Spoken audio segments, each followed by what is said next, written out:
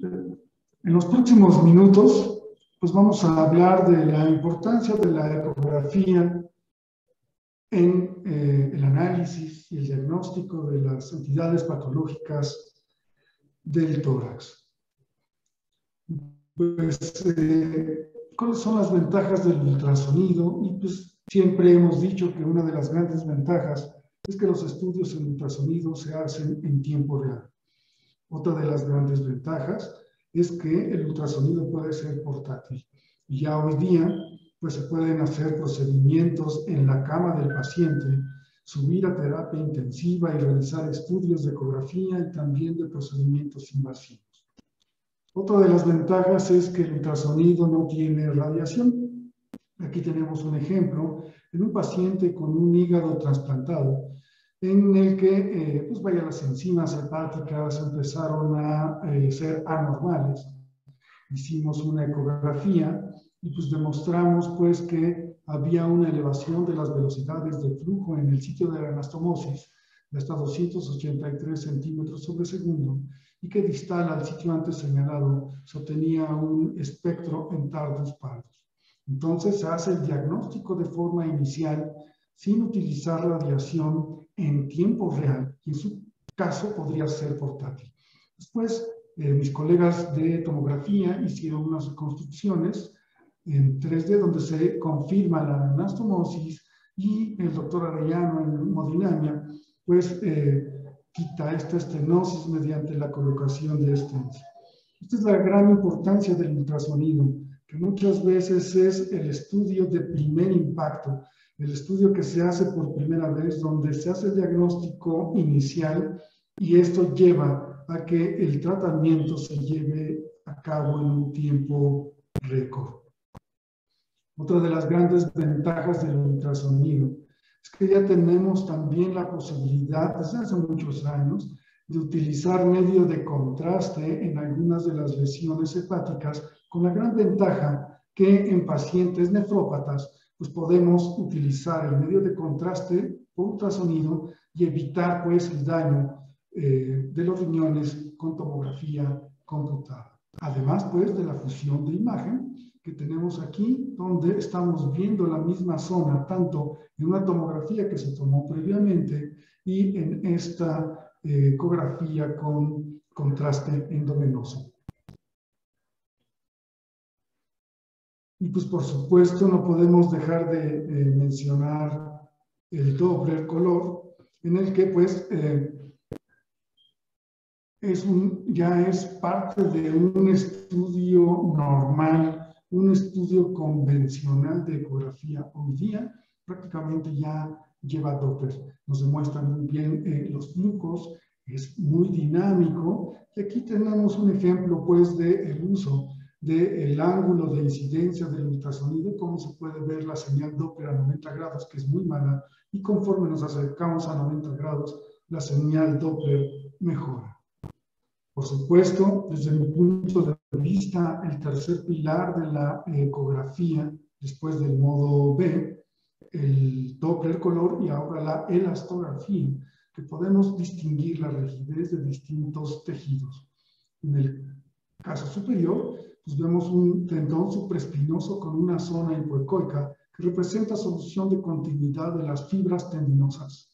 Con la aplicación de elastografía cualitativa, se demuestra que esta zona tiene mejor rigidez por debilidad pues, de dichas fibras y se confirma el diagnóstico de desgarro. En este otro caso, donde es semi-cuantitativa la elastografía, podemos ver la diferencia de rigidez entre el tejido sano de la tiroides en este caso y un nódulo que tiene una dureza muy elevada y que es sugestivo de malignidad. Y por supuesto la última generación de la elastografía, que es la 2D, donde además de tener un mapa de color, podemos tener mediciones cuantitativas en kilopascales o en metros por segundo. Entrando ya a la ecografía pulmonar, pues vaya, debemos saber pues que la caracterización del pulmón por ultrasonido se dificulta por muchos factores, pero dos de ellos son los más importantes.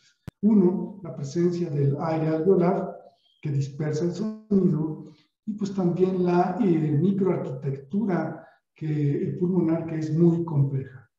Y estas propiedades a su vez condicionan, como ya había mencionado antes, la dispersión multidireccional del sonido, la no propagación del sonido en línea recta precisamente por esta dispersión, y la pérdida de la relación entre la propagación y la distancia del sonido.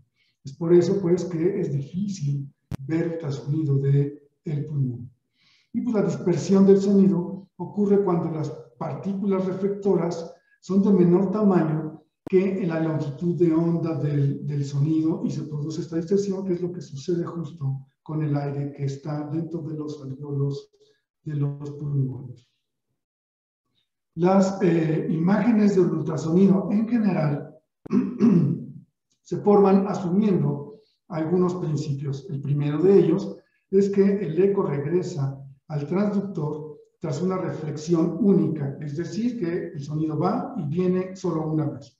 La profundidad del objeto se relaciona directamente con el tiempo que tarda un pulso sónico en regresar al transductor como un eco.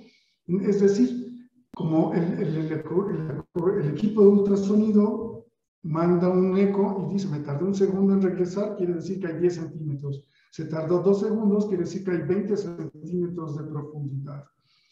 Y también asumiendo, claro, y en relación al punto anterior, pues que la velocidad del sonido en el tejido humano es constante en un promedio de 1540 metros sobre segundo. También sabemos que esto no ocurre así y que el sonido viaja a diferente velocidad en los diferentes tejidos. Otra de las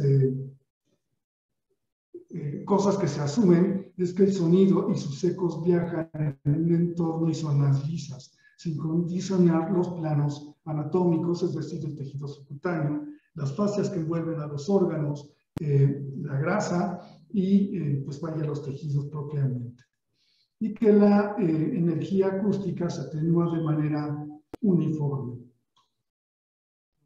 En la ecografía médica se asume que el eco regresa al transductor después de una sola reflexión y que la profundidad del objeto se relaciona con el tiempo que tarda el haz en regresar, que era lo que les había comentado antes. Y pues por ello que se pueden observar distintos artefactos.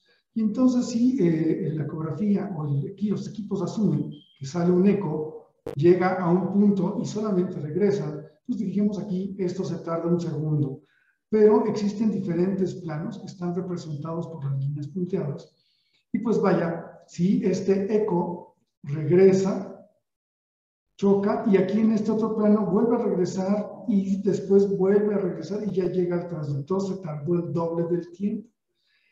Y este mismo eco sigue rebotando, entonces se tardó 4 veces más y 5 veces más porque estuvo rebotando más tiempo el eco que al final del día llegó al transductor, produciendo entonces estas líneas que van más allá del sitio donde está realmente la interfase.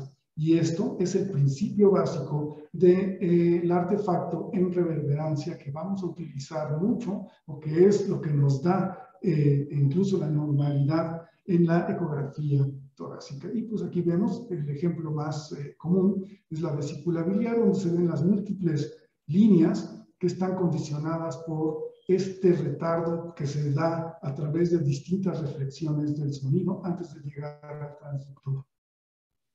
También tenemos el artefacto en cola de cometa, que es, digamos, una variante de la reverberación que se presenta cuando dos interfaces reflexivas están tan cercanas que los ecos que se producen en cada uno individualmente no se discriminan. Es decir, lo que hay es como una baja resolución espacial entre la onda del sonido, pues, y las dos partículas que no alcanzan a distinguirse un eco de una partícula del otro, y se produce el artefacto en cola de cometa como variante de la reverberancia.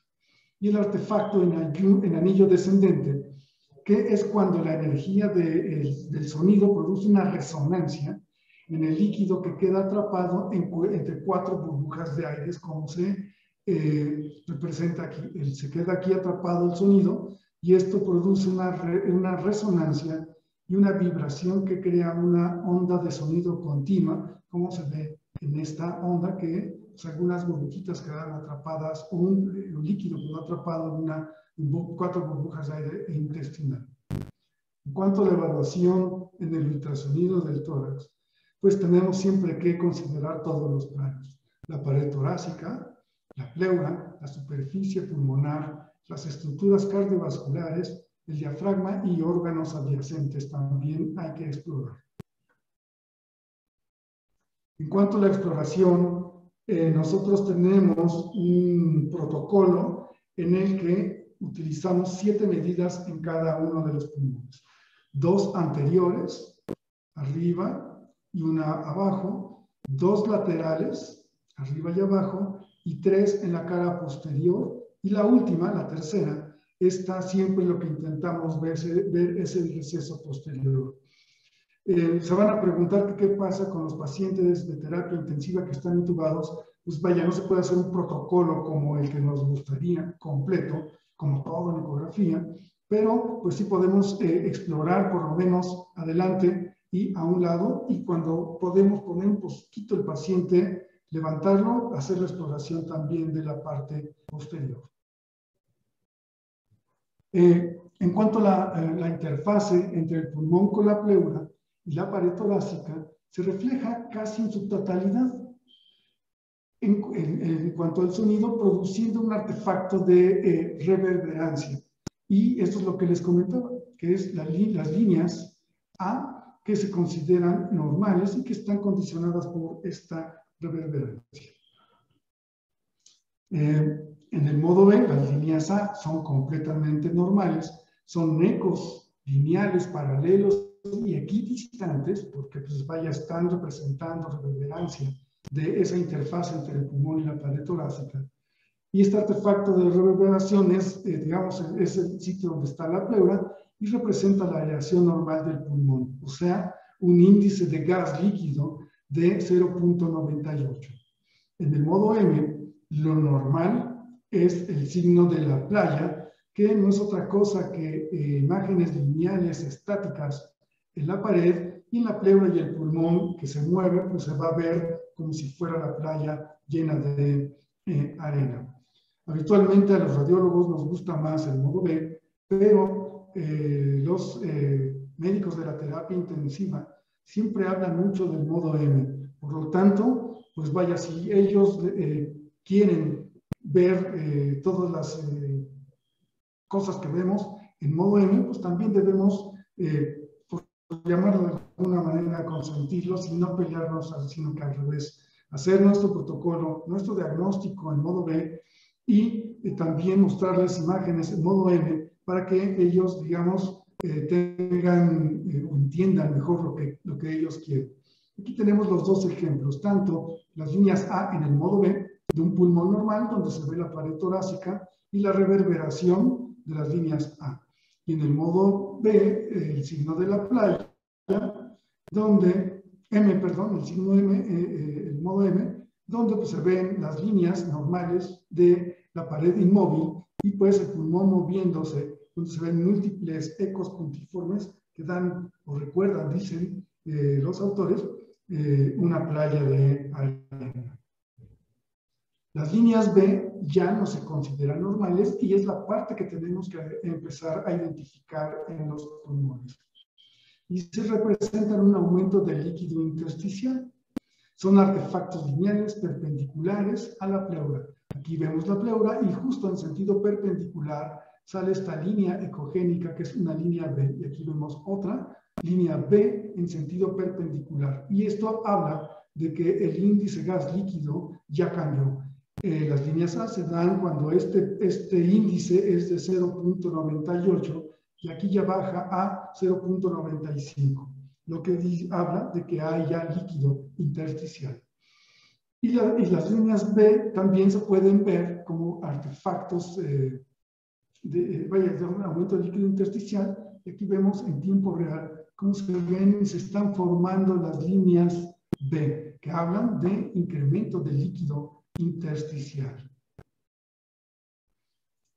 Existe una clasificación de las líneas B y que son las que tienen 7 milímetros entre una y otra, hablan de edema intersticial. Cuando estas líneas son de menos de 7 milímetros y son más o menos de 3 milímetros, ya estamos hablando de edema intersticial. Y el pulmón blanco es cuando todas estas líneas B ya son tantas líneas que se juntan unas con otras y se ve este pulmón blanco, que también habla de engrosamiento o ocupación líquida del intersticio. En cuanto al pulmón hipoecoico, que tiene un aspecto similar al del hígado o al vaso, entonces el índice aquí ya cambia de 0.90, ya se va a 0.1, como se ve en esta imagen, donde se ve un pulmón hipoecoico con estos ecos que son broncograma ecográfico, y pues aquí se ve el diafragma, y que hay cierta similitud pues con el tejido hepático adyacente. Ya habíamos comentado pues que hay que evaluar completo el tórax, y pues hay que hacer la pared, la pleura, la superficie pulmonar, las estructuras cardiovasculares, el diafragma y los órganos abdominales. Y pues para aquí tenemos un ejemplo de pared abdominal, una paciente que tenía una colección subcutánea. Si hicieron las mediciones, se realiza una punción extrayendo un hematoma y pues finalmente se resuelve el hematoma. Entonces también la ecografía del tórax no nada más es ver pulmón, sino también la pared torácica. En un momento dado podemos resolver, o digamos que la radiología se vuelva terapéutica. También se pueden hacer ecografía para pacientes que llevan trauma. Por ejemplo, aquí vemos una solución de continuidad de la corteza ósea de uno de los arcos costales. En este otro caso, ya incluso tiene callo óseo, una fractura no tan reciente, y aquí hay un desgarro muscular, según una zona hipoecoica de contornos bien delimitados, un paciente que sufrió un trauma, y en este otro se ven las costillas en el eje transversal y una masa, una metástasis que se hizo por ultrasonido. Al paciente le habían perdido una radiografía de tórax, le preguntamos qué era la razón por la que lo habían mandado, lo pasamos al ultrasonido a hacer este complemento y pues encontramos una metástasis. También en cuanto a las fracturas, muchas veces no se ven en la radiografía de tórax, y es cuando es bueno preguntarle al paciente dónde le duele, y si no la ves, pásale al ultrasonido y vas a ver que vas a encontrar muchas fracturas invisibles a la radiografía. Incluso después de hacer el ultrasonido, regresas a ver la radiografía, incluso le tomas oblicuo al paciente, y muchas veces solamente son visibles estas fracturas por ecografía. Con esto no quiero decir que la próxima vez que llegue un paciente a urgencias por trauma, le manden una ecografía de tórax antes que una radiografía de tórax óseo, sino el ultrasonido puede complementar o viceversa. A lo mejor te mandan a este paciente para un FAST, le haces la ecografía, no encuentras nada, te dice o el paciente o tú te percatas que hay dolor en cierta zona y tú le pones el transductor y diagnosticas la fractura. Ya es bien sabido por todos que uno de los mejores métodos para evaluar el líquido pleural es la ecografía. Y pues si hacemos una medición de la distancia que hay entre la pleura y la pleura visceral y parietal, pues si tenemos 20 milímetros, pues podríamos calcular 380 o 130, más o menos 130 centímetros cúbicos. Y si es de 4 centímetros, esta distancia entre 1000 mililitros más o menos 300. Como ustedes lo ven aquí, pues es una variabilidad muy, muy grande. Sin embargo, con esto pues podemos dar un aproximado, porque casi siempre nos preguntan que cuánto calculamos, y pues con esto ya tenemos una manera más o menos fiable de saber. Otra de las cuestiones para las que sirve la ecografía es para distinguir cuando estos derrames pleurales pueden ser exudados o trasudados. El anterior pues era completamente anecoico y pues se trataba de un trasudado. Y aquí pues vemos que ya hay ecos, hay ecos puntiformes, ecos lineales, y que representa un exudado. Y no solo esto, sino en este caso que además hay engrosamiento de la pleura, una encapsulación con un aspecto lentiforme y detritus, pues definitivamente esto es un exudado en un paciente que tiene empiema. Aquí, digamos, nuestro colega, el doctor Córdoba, cuando era residente, hizo un protocolo de investigación y hizo las punciones pleurales y demostró una sensibilidad y especificidad de más o menos el 80% solamente del ultrasonido, y las comparó pues con la prueba que mandó al laboratorio del líquido pleural. Entonces, digamos, es muy útil como para orientar al clínico si lo que estás viendo es un exudado o un trasudado. Y pues también en el análisis de la pleura, pues ya lo habíamos visto, ¿no? En el modo M, el signo de la playa, que es normal, y también en modo M podríamos diferenciar o distinguir la presencia de un neumotórax, como por ejemplo en este caso, donde pues ya no hay movilidad de la pleura y entonces se ven un patrón en barra en toda la extensión del tórax o de la muestra que tenemos aquí, a diferencia de esta interfase tan clara del signo de la playa. Y es una manera, en modo M, también de hacer diagnóstico de neumotórax. Obviamente, en el modo M, en el modo B es mucho, lo haces en tiempo real, estás viendo cómo se mueve la pleura, como lo mencionamos y lo vimos cuando les enseñé en el video las líneas B, y pues si no se mueve la pleura, es una manera muy buena de identificar neumotórax, y además también el pico pleural, ¿no? Que hay que buscarlo para tener otro signo extra y además calcular en dónde ya no hay o ya hay pulmón completo. Y pues aquí, en esta radiografía, pues todo el mundo le va a decir que qué caso tendría hacer el ultrasonido a este paciente con tórax opaco y que pues las posibilidades de derrame pleural son prácticamente irrevocables, y tienen toda la razón. Sin embargo, al hacer la ecografía, pues nos hemos dado cuenta que podemos encontrar muchas cosas, y aquí vemos el derrame pleural con el colapso pulmonar pasivo del pulmón, pero la ecografía demostró que además pues, del derrame pleural, también este paciente tenía derrame pericárdico. Entonces aquí hay veces que, aunque sea muy obvia la radiografía, podemos complementar con una ecografía y van a ver que vamos a encontrar cosas que no sospechábamos, como en este caso el derrame pericárdico. O en este otro caso, donde es un paciente que mandan por una masa de tejidos blandos. A la hora de hacer el rastreo, pues efectivamente se localiza una tumoración que tiene vasculatura y que además tiende a desplazar la pleura visceral. Aquí se ve el pulmón desplazado, y como está desplazado también, ya hablaremos más adelante, también se forman líneas B, que ahorita vamos a hablar también de esto más adelante. Como vimos que se metía hacia el tórax, hicimos la exploración completa y logramos demostrar que se extendía hacia el mediastino esta lesión. Aquí tenemos representado con la letra M la masa, la A, una arteria que en su momento yo pensé que era la aorta, y la cavidad cardíaca. Entonces, basado en esto, pues pasamos al paciente a la tomografía, porque es el método de elección para ver las masas o las lesiones mediastinales, y efectivamente se confirma la masa mediastinal. Aquí está lo que le comentaba yo, la arteria pulmonar, que yo pensaba que era la aorta, y el corazón. Con esto también no quiero decir que siempre que sospeches una masa mediastinal pidas un ultrasonido, pero cuando por alguna otra razón nos piden la ecografía, hay que explorar, ir más allá, y podemos encontrar lesiones para después hacer la tomografía y hacer que un paciente que se iba a tardar quizás semanas en hacer un diagnóstico, lo pueda hacer en un solo día completamente. También, pues, hay muchos procedimientos invasivos que se pueden hacer mediante ecografía. Este es solamente un ejemplo de un drenaje de un absceso pulmonar, un paciente postraumático, pero pues en nuestro servicio también hacemos biopsias de masas pulmonares que están plegadas, las que puedes ver con ultrasonido.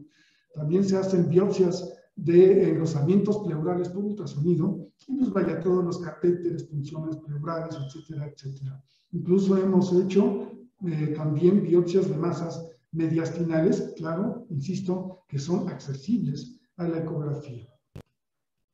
Y pues también tenemos dentro de ya la exploración pulmonar, pues el pulmón hipoecoico, como lo habíamos mencionado antes, que tiene cierto parecido con el parénquima hepático, y aquí se ven muy bien estos ecos que representan broncograma aéreo en pacientes con consolidación. Estos pacientes, de manera curiosa, llegaron por dolor abdominal. Se le hace el rastreo del dolor abdominal, es completamente en negativo la ecografía abdominal, y pues allí es donde entra ya la parte pues, clínica, llamémoslo así. Le preguntas al paciente qué siente, dónde le duele, pones el transductor, le haces caso, y pues en estos pacientes encontramos neumonías que no se sospechaban. Vuelvo a insistir, no quiere decir que la próxima vez que quieras diagnosticar neumonía, mandes una ecografía, pero los que hacemos ultrasonido estamos obligados a interrogar a los pacientes, a ver, digamos, su sintomatología para poder dar el siguiente paso, aunque haya sido un estudio que no nos hayan solicitado. Ahora que está de moda el Omicron de nuevo, bueno, que ya vamos al repunte, pues vamos a recordar nada más la experiencia que tuvimos en el área de COVID. La primera pregunta que todo el mundo se hace es que, pues, si es útil o no es útil la ecografía para el diagnóstico de COVID. Y aquí habría que hacer dos divisiones. Uno, en el área de hospitalización, aislada para estos pacientes, y la otra en los estudios de rutina en una época de COVID. Y pues vaya, si me preguntan si en el área de hospitalización allá de estos pacientes el diagnóstico es útil, pues realmente no, porque todos tienen líneas B, todos tienen PCR positiva, y entonces pues vaya, ya no suele ser muy útil para hacer un diagnóstico como tal. Pero para lo que es útil el ultrasonido en pacientes que están hospitalizados por COVID es para el pronóstico. Nosotros exploramos e hicimos ecografías de muchos pacientes, los estuvimos siguiendo a través del tiempo, y lo que vemos es que las líneas A persistentes en los rastreos de la parte anterior del tórax hacen o predicen que el paciente no se va a intubar.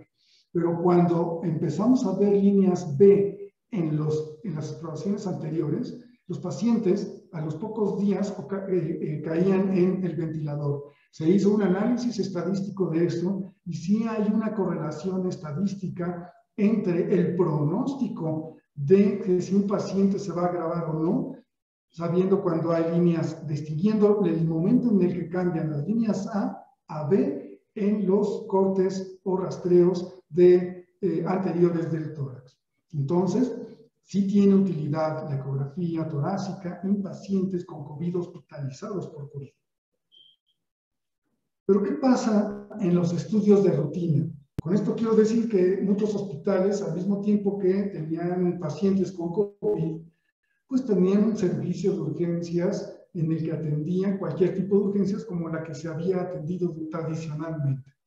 Entonces había pacientes que llegaban por muchas cosas, entre ellas dolor abdominal, que era la parte pues que va mucho con la cuestión ecográfica. Y aquí tenemos un caso en donde pues llega el paciente y pues al ver un pulmón blanco decidimos hacer tomografía y pues lo que encontramos es que efectivamente este pulmón blanco representaba una zona de vidrio esmerilado en el tórax. Un paciente que inicialmente no se sospechaba que tuviera COVID. Aquí tenemos otro caso también, igual por dolor abdominal, que fueron prácticamente todos los casos que nosotros vimos así, donde se ve aquí pulmón blanco, líneas B, múltiples líneas B, y que pues de allí, ante esto, y en una época donde puede haber COVID en cualquier lado, pues decidimos hacerle la tomografía y encontramos que efectivamente tenía zonas de consolidación justo en donde nosotros veíamos las líneas B. Entonces, gracias a la ecografía, podemos encontrar que pacientes que no tienen sintomatología respiratoria pueden tener alguna alteración pulmonar ecográfica y de allí pasar y dar el diagnóstico de COVID. Sin embargo, lo que vimos, y de manera empírica, porque realmente no juntamos muchos casos, es que las líneas B se presentan en muchas patologías. Ya vimos dos casos donde sí fueron COVID, pero aquí también tenemos líneas B, nos asustamos, mandamos la tomografía y pues lo que habíamos visto era una atelectasia, que no tuvo este paciente COVID, pero lo que hemos visto es que es muy sensible la ecografía cuando hay lesiones pegadas a la pleura Y aquí tenemos otro paciente que viene por dolor abdominal. Le encontramos las líneas B, múltiples líneas B, lo pasamos a la tomografía en época COVID, claro, y pues lo que tenía eran trazas allí de atelectasias y fibrosis, engrosamiento intersticial. Entonces, digamos, el mensaje aquí es que es muy específico para encontrar las líneas B, te hablan de que sí, el pulmón no es normal, pero lo que hemos visto es que en realidad las líneas B solo te dicen el pulmón está enfermo, pero no te distingue entre atelectasia, fibrosis, neumonitis intersticial o neumonitis alveolar. Aquí tenemos otro caso también muy bonito, donde como se ve que hay hasta retracción de la pleura en la tomografía y que pues aquí se ve lobulada con líneas B el pulmón, en un paciente que pues, lo que tenía era fibrosis. Y también además esto está muy bien porque en estas épocas de estrés también los pacientes pues, se van pues, más tranquilos.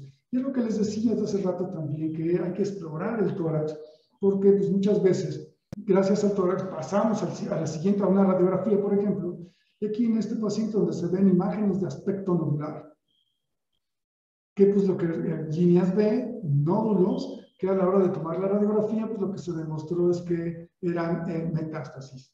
También insisto, la próxima vez que quieran diagnosticar metástasis, no manden de primera instancia un ultrasonido, pero los que hacemos ultrasonido estamos obligados a identificar o percibir pues, la clínica, preguntarle al paciente signos, síntomas, y en un momento dado, pues hacer un rastreo que complemente el que nos pidieron inicialmente y de ahí ayudar a que se haga un diagnóstico certero y eficaz en el tiempo menos largo posible. Aquí tenemos otro caso con un paciente con émbolos sépticos, donde pues se ve aquí un nódulo subpleural con un eco en su interior y que pues, representaba un émbolo séptico, como se ve con mucha precisión pues en la tomografía el aire. Y pues la utilidad del tórax como en la ecografía del tórax es muy grande. Sin embargo, insisto, no quiere decir que sea el método de primera elección, pero sí es el método que ayuda siempre a dar el siguiente paso y en muchas ocasiones a dar un diagnóstico certero en tiempos muy rápidos y eso va a llevar a que el tratamiento sea oportuno. Muchas gracias.